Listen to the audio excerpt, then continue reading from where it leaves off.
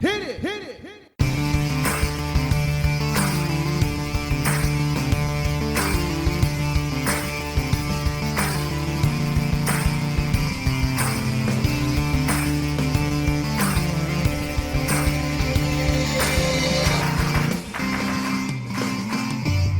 Welcome to another episode of PodJerky. I'm Master Impressive. Today we're showcasing Dankery Harv, a hip-hop artist from Detroit who has ties to Toronto as well.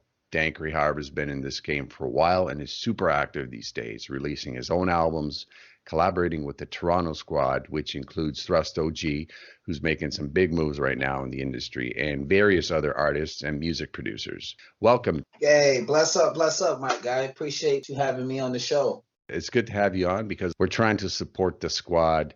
There's a whole bunch of you guys. We're actually doing interviews about all you guys, and they're going to be coming out eventually in the next couple of weeks. The main message to all you guys is we're wishing you the best, and we really hope that you guys just crack this thing that's just keeping everybody down, all these roadblocks that keep showing up. And that seems to be happening to a lot of the artists that we've been covering. They've hit these walls, man. You know, you can choose to either actually just break through that wall or stop. Right? Yes. It's a lot of different combinations. It's like a combination like you get when you go into middle school and you get your first locker. You got to lock your locker. You got to remember your combination. These situations don't come by chance or luck. It comes by creativity, hard work, and a handful of people that's dedicated to the situation, that's grounded, that's humble, that's willing to work.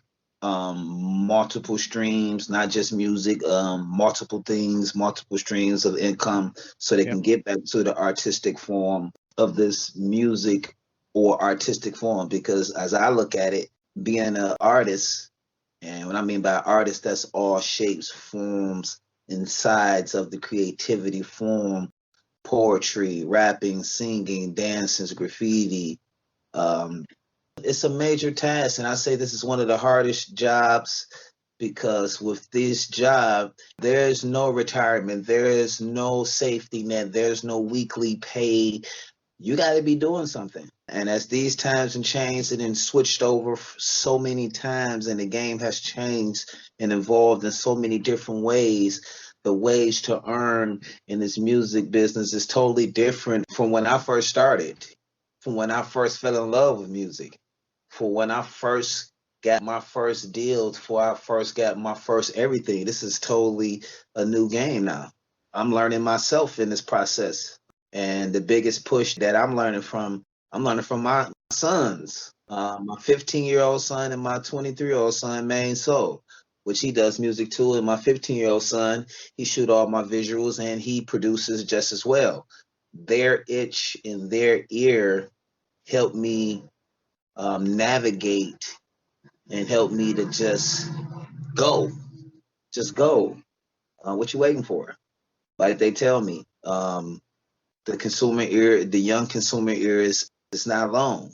Okay, I listen to it, I vibe to it. What you got next? What you got? There's no put this project out and work this for 4, 5, 6, 7 months like we used to. Them days is over with. You got to be producing. I was talking to DJ Chemo in an interview that we just did, and he said the main thing that he learned just by doing this music up till now, and some of the advice that he could give to some of the people that are starting out right now, is you have to have as many streams as possible going and playlists. You got to be on the right playlists. And he was talking about the old school mentality of how to do business and how to get paid for your tracks or your mixing, your DJing, whatever. It's completely different. Some people said you could go on YouTube and get a beat for like $40. You can go on YouTube and get top tier production just as well. Because at this time right now, I've been in this music business for many moons and seen the ups and downs and had a fabulous time. But with this situation now, with the younger generation, it's right now. There's no waiting. Everybody cooking up. They cooking up fast. If you want to wait around, this is that and the other, you're going to be left in the dust. If you're waiting for a visual, how they doing it now, they shooting and go. That's it. We Yep. can't wait 2, 3 weeks to get one video back no more. We can't do that. That's impossible. That will fuck up your whole fucking schedule and your whole promo. The younger generation, they shooting and going, they recording and going, they mastering quick, they cooking up. The quality of the material may not be there, but who am I to judge? The young generation went in and found the lane for themselves. They didn't have no OGs to father them, to educate them what this music business was. Some of them just jumped out there and just tried some shit and made a hit. How they got it set up, you do one damn song, you have a platinum or gold fucking record. It was never possible like that. You had to It, work that record for forever to even think of reaching that. So myself personally, I like how the game has changed in its ways to get in there. Yeah, you can jump on a couple of playlists, this is that and the other, but if you hustling and you dropping and you have a team, you can't do this shit by yourself. that's right. You Yeah. gotta have a team and just produce and just put the material out there, because the key to this thing is the publicist. That's the key. And people overlook the publicist. The publicist gets you to where you need to get to. Whether it's a low key publicist, the bitch, you get your hands on a big time publicist, they're gonna put you where you need to be. All you got to do is have your things together. What I've learned from the GOAT, from Dilla, is being prepared. Be prepared for every situation. Just be prepared. If you're trying to do this, have your plan together. You got a record coming, get your visuals and get everything situated. Get your contacts, who you're going to just be prepared. Actually, that reminds me, we did an interview with Jeff Smith, and he's a local musician who did the intro and outro theme for our podcast. This cat is super talented. He's a rock guy, and he was right on the verge of just going to the next level. And he said that there was one little, it wasn't a mistake, but it's something that I guess they didn't foresee or something that they didn't prepare for. And I think it had to do something with having the album produced and ready to take on the road to sell your copies and something along those lines. And I guess they wasted most of their budget on the promotion side, but not the actual production side. But he talks to the same thing that you just brought up. You got to have your shit prepared, because if you don't, that one chance that you might get would be gone. And then that's it. You're done. That was your chance. That's your chance. With each scenario, when you go into a studio, there's no time to sit there and write a fucking song. You better already have your fucking song ready to go when you get in there. I was taught there's no leisure time to be hanging out. Ain't no leisure time. When I step inside my room to record, it's time to work. If I'm not hitting the clock, I'm still getting up at the same time to work on my shit. If I can go work on the man shit, I got to get up and work on my shit just as well. I can't sleep to 10. I got to get up at 7 o'clock and start listening. I got fresh ears. Roll up, have a tea, hit the playback. What did I do last night? This is that and the other. It's just being prepared. Having the correct information on the people who you're dealing with the music and everything. Just being prepared. Nowadays, people don't know how to be prepared. People just want what they want, but at the end of the day, not understanding it's a process. Shit don't happen overnight. Nothing I ever done happened overnight. It's always a fucking process. Patience is virtual. If we didn't have patience for this music shit, it would have never fucking happened. That's one thing I respect about all you guys. You guys grind, man. You're out there hustling all the time. You don't stop. You don't give up. You don't give in. You just keep going. You just keep going, keep going, keep going. Like right now for me, I'm going against the code for what the fuck I'm doing. I'm going against the code. This is not the regular script that goes on with administrating this music. Fuck that. I'm not waiting. Yep. Waiting for what? Working on one fucking project for months and months at a time? Fuck that. The only time that I can do that with is a brand that I have established for years, and that's N Dank. Mm-hmm. I can work that like that. But for myself starting up a new startup, nah, man, I gotta push it. Instagram, I have to post all these damn posts. I got damn near 7,000 followers. I got damn near 18,000 posts. If I haven't showed you enough of what I'm doing and what I have done and who I'm connected with, I don't know what to tell you. I don't know what to tell you. I let everyone see as much as possible. There's no more that I can give. Now I'm looking for results. And the results that I'm looking for is not a dollar amount, because I go out and I work and I have different streams to earn. So for me to be in this music, as I love to do, I'm having a fucking ball. So I know I'm going against the code, because everybody's fishing for motherfucking money for it. I'm not fishing for money. You know what I mean? I'm not fishing for money. My son shoot the videos. I don't give a fuck if it's not a concept or it's a performance video. We getting it done. That's it. My oldest son, he A&R the fucking project. We getting it done. Do the artwork, the cover. I know all of the producers. I know all of the artists. I ain't even pulled the starting lineup off of the bench yet. There's no need. I'm letting the world see my brothers who I deal with on the regular. They already know the starting lineup. If I go get the starting lineup to pull off this phenomenal thing, there's no need to do that. I'm still building T to the D. Me and Thrust, we still building that. So we got to jump on as many tracks as we can. Big Stretch, just working with Big Stretch. Thrust brought Big Stretch in. That's the homie. That's my brother. The most genuine motherfucker that I have met in a long time. You know what I mean? Frankie, the film director. I got to get to him. This is a new guy. Whitey Don, that's the OG of the OG. That's my guy. Known him since I came to Canada, Toronto. Who else I got going on right here? Cyclone, Twist. That's another one that Thrust brought, or the homie. But overall, my people that I deal with, that I put on these projects, for sure I'm putting my son, man, so I got to get him as much exposure that I can. He need to put as many songs under his belt, whether he liked the song or not. It's important to do it. You know how many damn songs I've done that I didn't like, but I had to do it just because? And I'm thankful as hell that I did it. I'm so happy. Whether it was whack or whack beat or whatever, I'm so happy that I did it. It wasn't in vain. It was for something. It was needed. It was done. So I give my son the same thing and tell my brothers, anything that comes across, man, just do it. Get it done.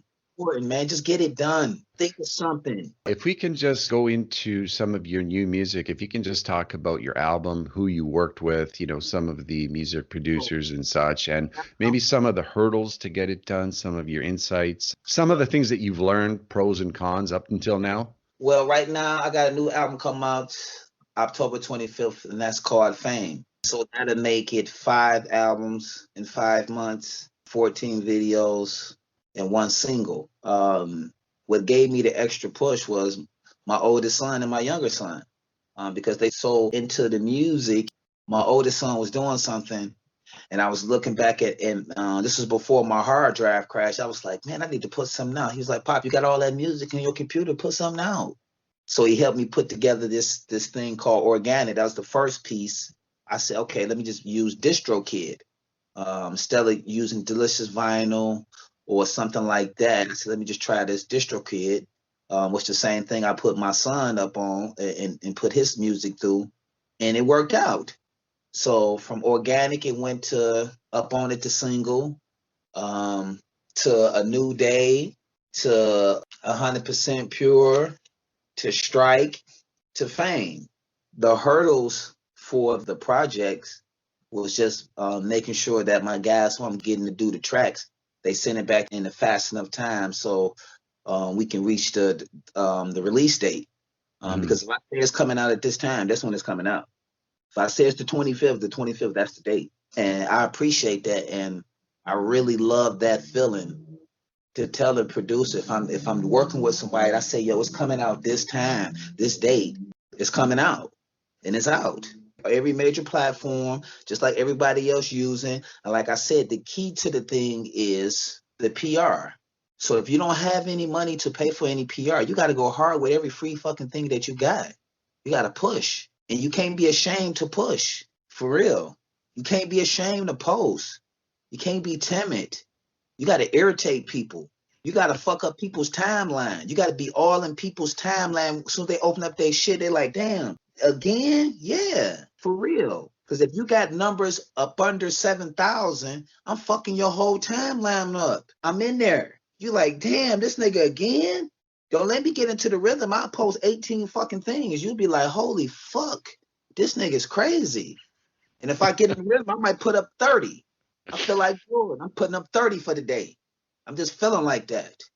Don't let me get into my Dilla mood because it's Dilla birthday every day. When they say Dilla changed my life, they can't even explain the thought, the theory, the love, the respect, the brotherhood. For that right there, changed my life. That's a fucking understatement. He saved me from the fucking trenches. Yeah. There's tons of niggas that can rap. Tons. But that wasn't the quota. That wasn't the script. Let me get my brother, since I've known him since 1984, my friend, my bro, has been loyal. Loyal. Everybody ain't loyal like that, you know? Everybody not loyal like that. Everybody can rap, sing, dance, and produce. That's just a given. You know what I mean?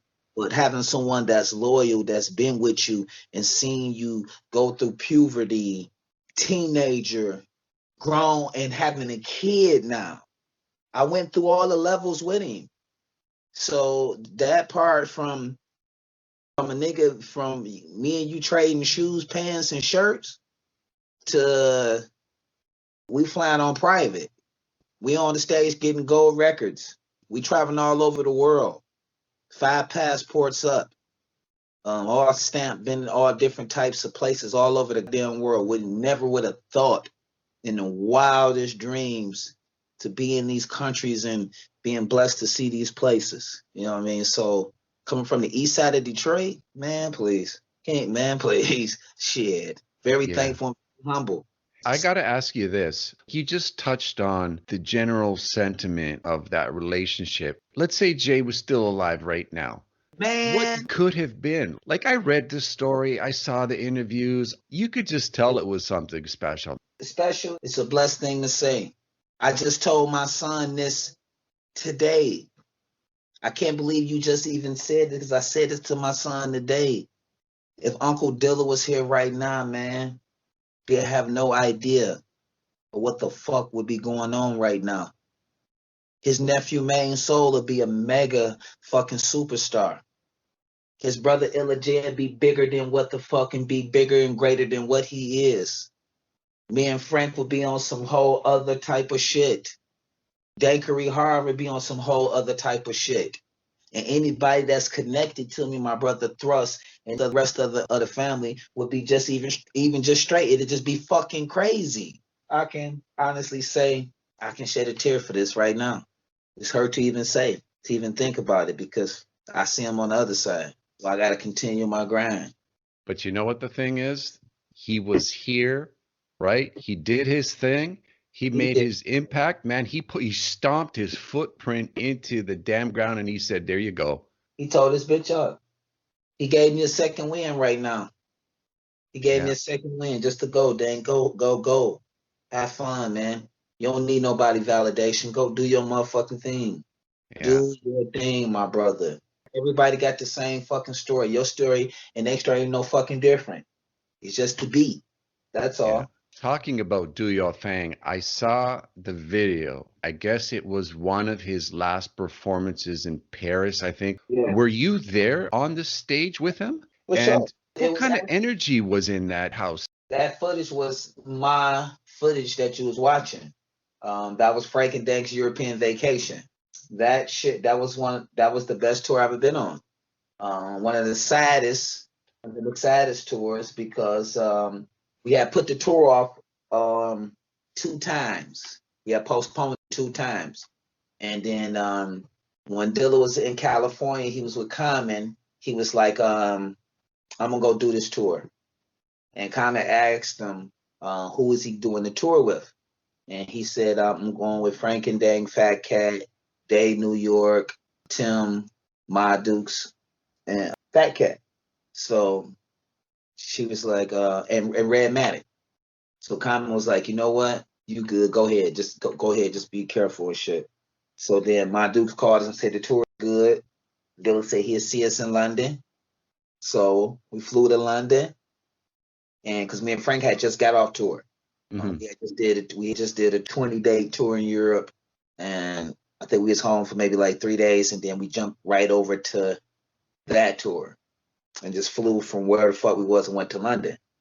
And when we got to London, we was waiting for Dilla to come, and then he came in a wheelchair.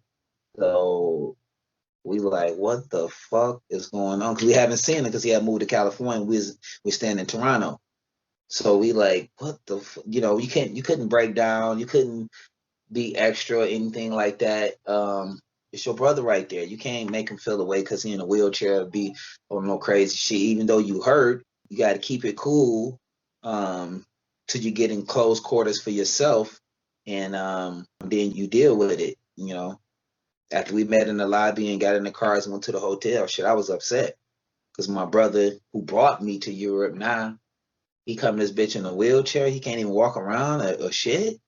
This is what the fuck is going on. You know, I didn't know how severe it was now. So now I'm like, what the fuck? So I'm on 10 now. So each show, Dilla performed. He did his thing and it was phenomenal. Did his job like he came to do. Fuck all the rumors, fuck all the bullshit. The nigga did come in a fucking wheelchair to perform at 20-something fucking shows all through fucking Europe. Regardless of his sickness, he didn't go to dialysis or shit. Just dealt with it. Just dealt with it. The crowd opened it up like the Red Sea, and they picked him up and they put him on the stage and shit. And Redmatic told him, "Is y'all ready and shit?" I was like, Dilla. He's like, "Fuck, man, they in here." He's like, "Fuck it, man. I had to come see my people." And he asked, "Can he have some water so he can get ready and do this shit?" So I just I said a couple of words and shit. You know, it was emotional. And I told him to show the love, fuck all the rumors, fuck all the bullshit. He brought his mama there too, and his mama came out, put up the peace sign, and then he just did his thing, and he damn near wanted to jump out the wheelchair. And it was just so fucking remarkable. Like, was just like the most fucking remarkable fucking thing ever, and the most pain that I would never, ever, ever, ever be able to put a bandage on. I carry my nigga every night and put him in the motherfucking car and put his seatbelt on. He couldn't do that. I had to physically pick him up every night, put him in the van, and put his seatbelt on. He'd tell me, "Thank you.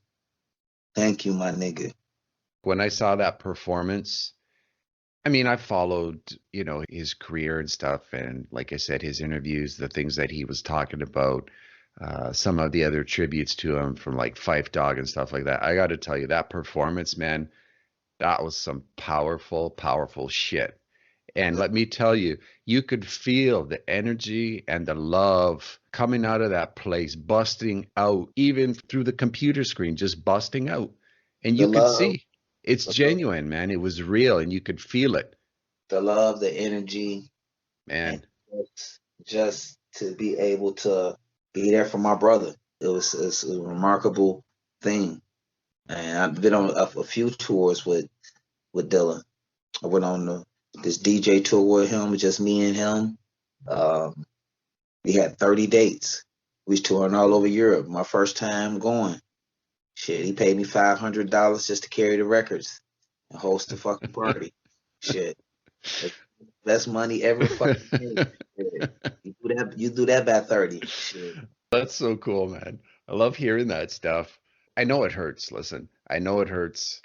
But the thing is, though, you guys did make your impact. He did make his impact. People will never forget any of you guys. They won't forget Dilla ever. He didn't get the props he deserved back in the day. He basically was this low-level, humble dude, and he just kept to himself, did his crazy stuff. People couldn't even believe what was coming out of the turntable, out of those sessions, out of those tracks. They couldn't believe it. And to this day, people are like, wow, that's just like next level stuff. It's so out there. It's even beyond today. That's how good he was. Like I said, the energy that you guys had all together was just phenomenal, man. Just the It, fact that you guys brought that out so that we could listen to it, so that we could experience it, you know. Thank you. oh, for sure. Thank you so much. Appreciate that. Because a lot of different things um, people don't appreciate, and I must be honest, with a lot of loving, caring things that we allow the fans to see, sometimes people don't appreciate that. Yeah. Um, we put out a Dilla Studios. We went to the D. Com said he was gonna be there, so me and Frank went down, regular shit, go to the studio, chill, smoke some blunts, talk some shit. That's just what it is and shit. Only me and Frank can do that. I've known the man since 1984. Nobody around has known him that long. So no, you cannot do a lot of shit. So we laugh and kick it, this, that, and the other. This is the routine. I'm telling a story about our old school history. Maybe it's going to a club when we was kids or something, and then they will remember once I tell them the particulars of the event. So I'll be rolling a blunt. Frank, he be looking at a magazine. If it's an artist or something there, the artist will be listening to the story and going through it. This is that and the other, blase blase. And Dilla will be smiling, laughing, playing the record, looking for a loop of this is that and the other. That's what friends do. So when we filmed it and put it up, people had the nerve to just be talking real greasy and disrespectful. I mean, like it just it just was sad. I'm like, damn, y'all talk about, oh, why is Frank and Dank talking and this, that, and the other? Don't you see Dilla trying to work and blah blah blah blah, all these different things. But the funny part about the whole thing is they not failing to realize who is allowing them to see this footage. I'm like, damn, you telling me y'all are really overlooking everything else, but not understanding who is allowing you to see this. I say, you know what, people are so selfish, and that's okay. So I had Dilla Studios Part 2. It was another part of us in the studio, which I have. I would never put it up. Never, ever, ever, ever, ever, ever, fucking ever. I would never let anyone see it. Family, friend, or foe. They can't have it. That's it. It's only for my own personal use. When I'm feeling sad and want to see my nigga, I put that motherfucker in and I watch it my motherfucking self. It's not for people to look at things like that no more because people don't appreciate shit. So that part for me is that door right there. I had to close it because it hurt me. But I'm looking at all these comments. I'm like, damn, man, like damn, man. And I wanted to comment and say something and try to but I just read and read. And I'm like, damn, man, niggas. I'm like, really? It scares me because to have a blessing to be able to see something that in any other given realm, you would not see it. Dilla would not film it for you to see it. Common for fucking show is not filming you to see it. So to have someone like myself to give you this blessings to see this is how you act? Really? You just really show your whole fucking ass, crack and all, for no apparent reason, not just sitting back enjoying the footage of this studio that MCA built, that me and Frank helped pay for with our record deal, with our brother Common in there, pub and us, this, that, and our brother Common, that's the bro of the bro. Like, it's regular shit. But we just got our homie with the camera just filming some shit. I got to mention something here. Go for We it. started off the podcast and we started off doing our music stuff. We said, okay, let's reach out to Choclair, Socrates, Thrust, everybody in Toronto, right? Yes. Most of them didn't even get back to us. Like they saw the message, whatever, no response. But those cats did. And we're like, okay, for real, we got these guys. Now what we're going to do is we're going to go support these guys. These guys didn't have to talk to us. They didn't have to respond. They didn't have to do anything. They said, yeah, go ahead. Use the music. do your episode, tell the people, even Thrust. I got to tell you, so as an outsider talking to you guys here in the squad, Thrust, man, he's just like, yeah, go ahead, do it, use it. And then we're just like, okay.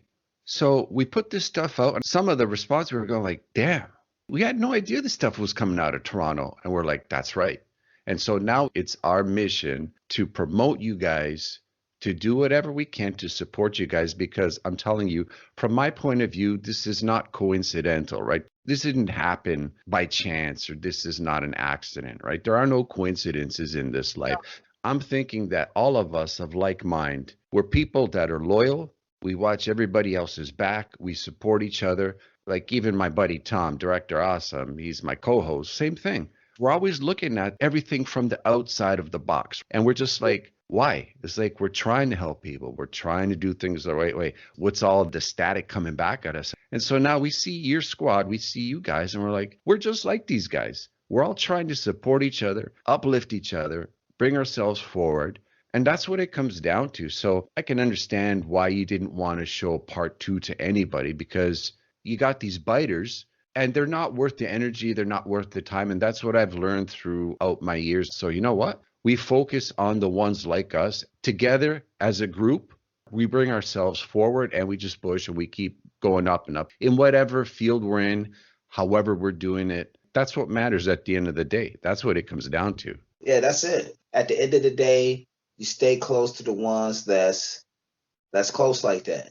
The ones that's doing their thing.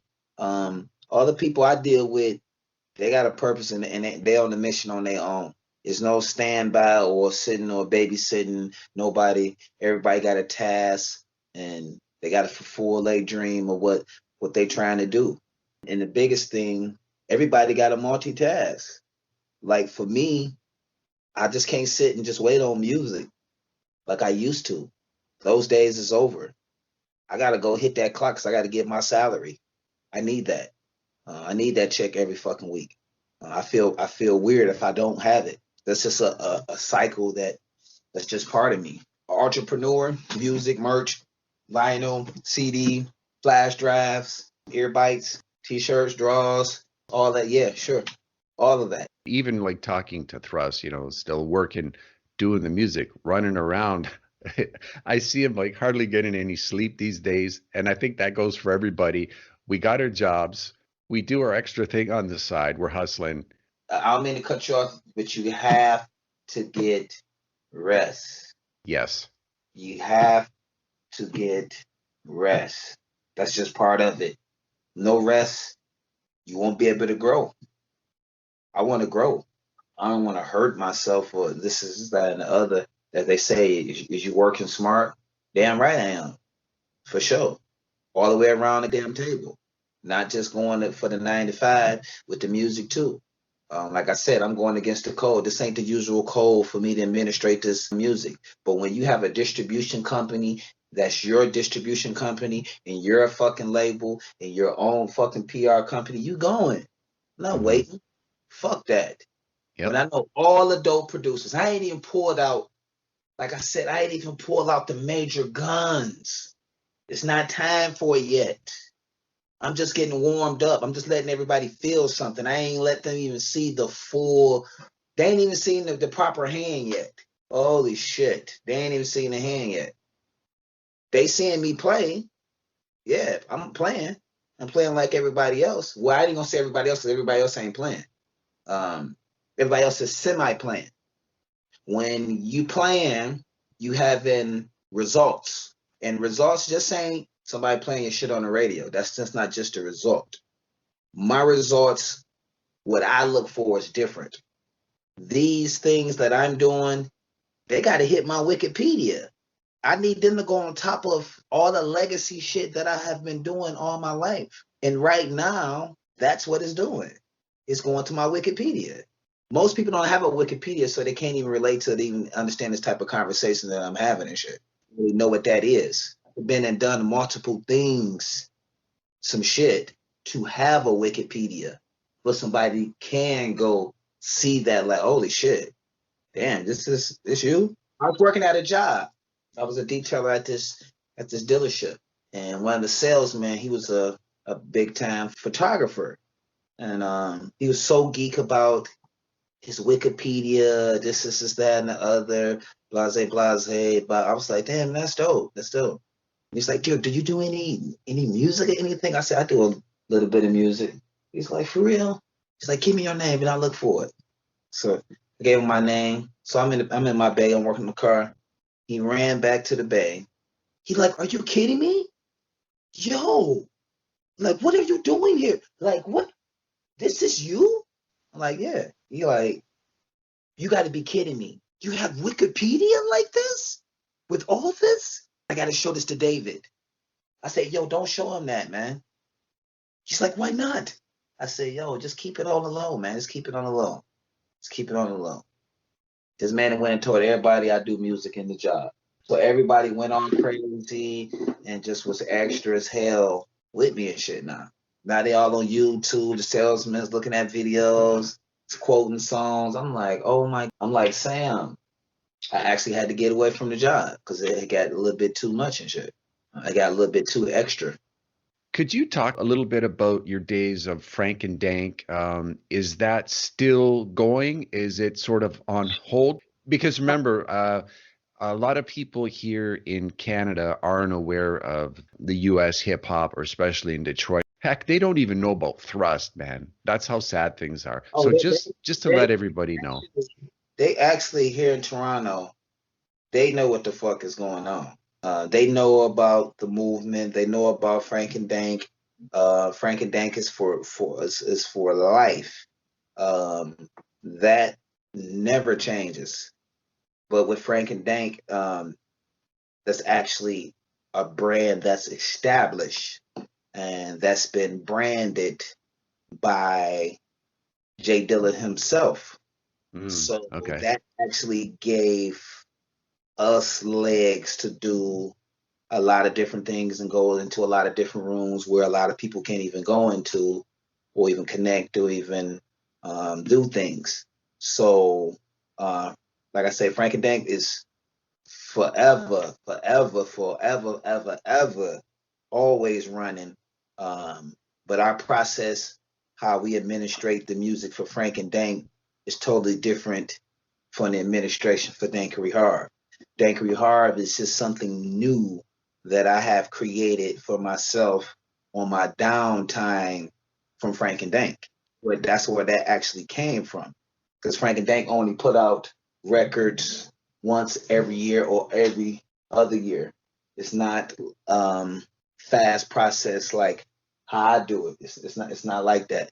It's more concept, staged, more mapped out, more planned, more hands on top of it, more components working it and moving it particular way and get the big label push and everything. With Dankery Harv, it's just me. I'm the fucking label. On Yep. the Run Records. That's my own label and shit. On the Run Records. My distributor is DistroKid. I have a relationship with them now. It's been a long time coming to build this type of shit. I deal with Soul Spasm just as well, but I'm working with my brother Transformer. Seven Sun Records, they put out a lot of different shit over there too. But with Frank and Dank, it's forever, always Frank and Dank. It's never no Frank is the general. When Frank say it's time to go, it's time to go. Like I say, I still gotta water my plant over here until that's ready to go, until it's a decision to do a new record, a new single. But until then, you know, I thought of these situations with Dankery Harv, T to the D, Third Lane, My Sons, Big Stretch, etc. That'll keep me occupied as I wait until we cook up the next piece. The last piece was our 20-year anniversary. 20 years of putting out vinyl, CD, tapes all around the world with major labels, with every last fucking independent label out there, Fat Beats Up Above, all them motherfucking, all them fucking Groovatech, all them motherfucking labels. I done something with and put out major vinyl. So like I say, Frank and Dank is forever the brand. Frank is the general. He's the general of the army. He keep us all sane and keep us all focused on what we got going on. Let me ask you your relationship with Thrust. For example, with the squad in Toronto, I don't know, maybe if you can give us just like an insight as to where this is all going, and if you can just explain that. Me and Thrust, that's my brother. I've known Thrust for damn near 20 years. We always had T to the D. We had T to the D before we even did any damn music. Thrust and been with me in times where it was really extremely tight and fucked up, and been there my rock to see me through a lot of shit. And I've been there for the same thing with him. Collectively, we a brand, an up and coming brand, ourselves with our thoughts and our ideas. His chess moves is my chess moves too, because I educate him and I give him a piece of the playbook to administrate to the attack, how he attack on his Instagram, his conversation piece. My brother Thrust is a legend in Toronto, Canada. He did a lot of phenomenal things and was a major staple through here.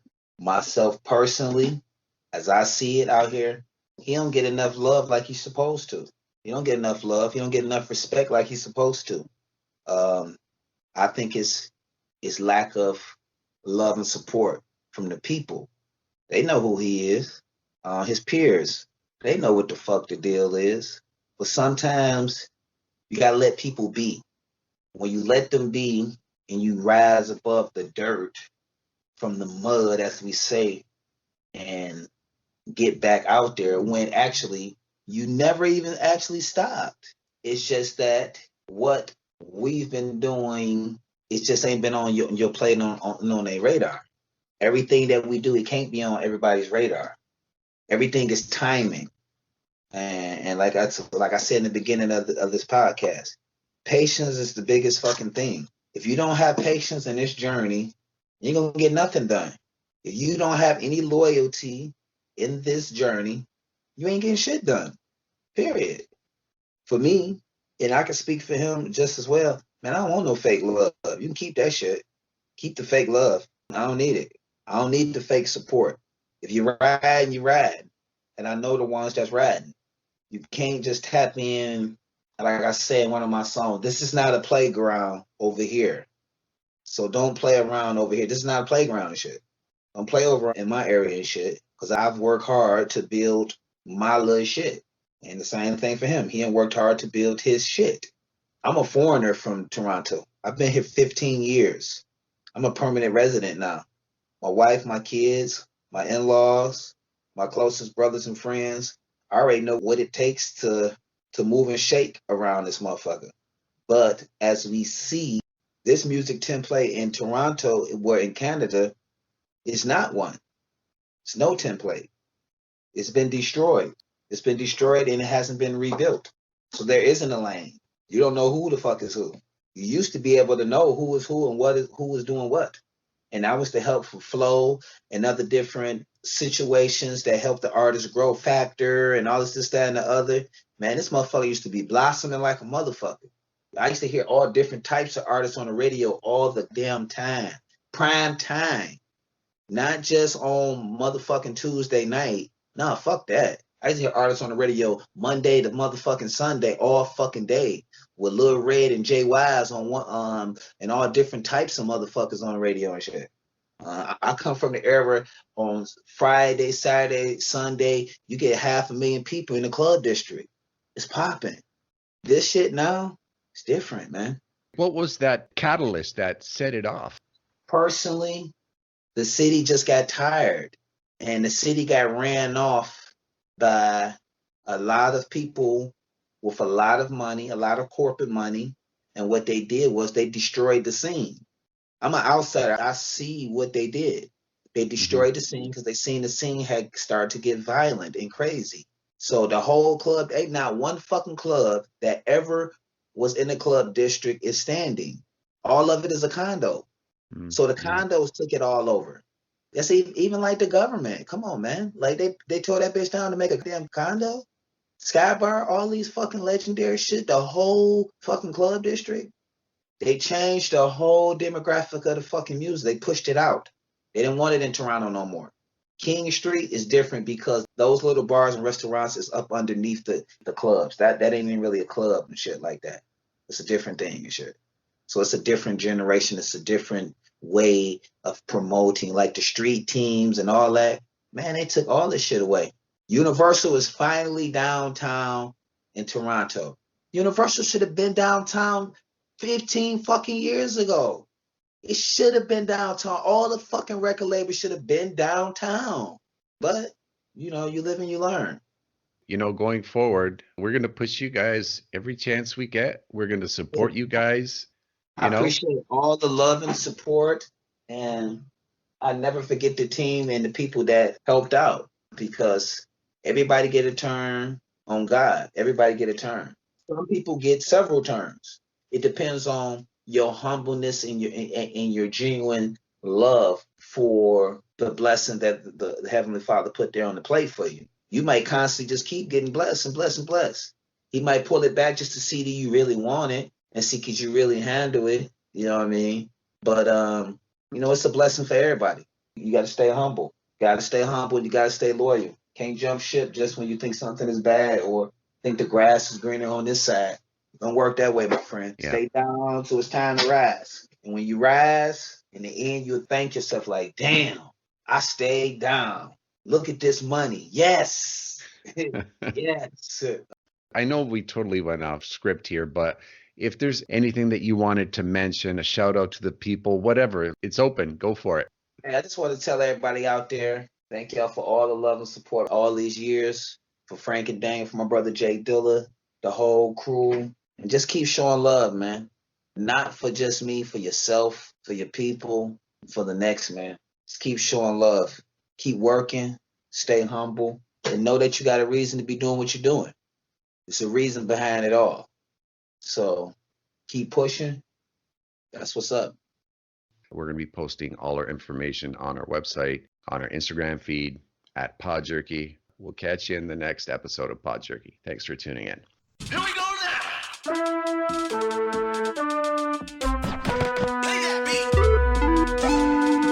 PodJerky.